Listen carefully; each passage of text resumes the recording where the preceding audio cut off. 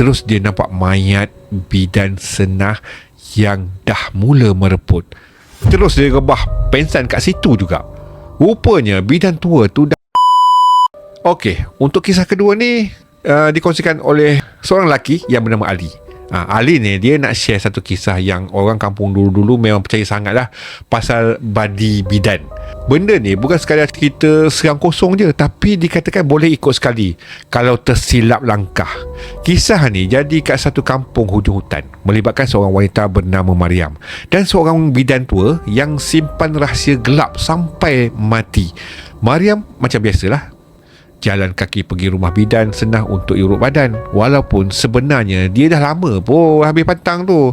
Sampai je kat rumah tu, dia pelik sebab tingkap semua tertutup rapat, padahal selalunya terbuka je. Lepas tu dia pun panggil lah berkali-kali, tapi langsung tak ada orang menyahut.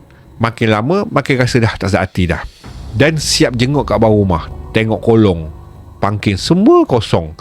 Dia mula jalan ke arah dapur yang menghadap hutan, sebab rumah tu memang kat hujung kampung, dol baung. Macam tu. Sambil jalan tu dia masih memanggil, tapi tetap sunyi. Masa tu seekor kucing hitam, nama kucing tu nama dia Abu, datang menggeser kat kaki si Mariam ni lah.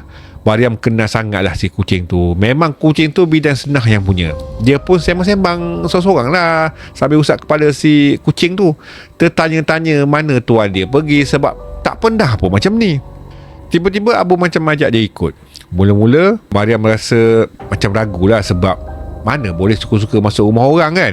Tapi kucing tu tetap mengiau, dan kucing tu jalan dulu.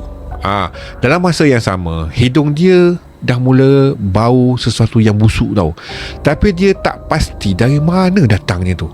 Akhirnya dia ikut jugalah naik tangga. Sampai beranda, jantung dia dah mula berdegup laju. Bila dia tolak pintu, terus bau busuk tadi tu makin kuat.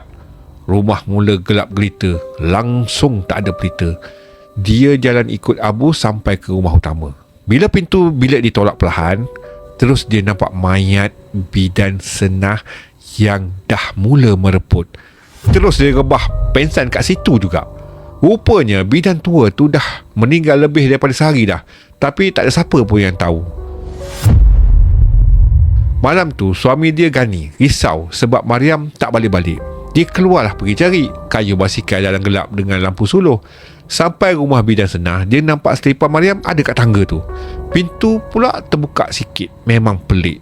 Bila dia masuk, bau busuk terus menusuk kat hidung dia. Dia jumpa Mariam pengsan atas.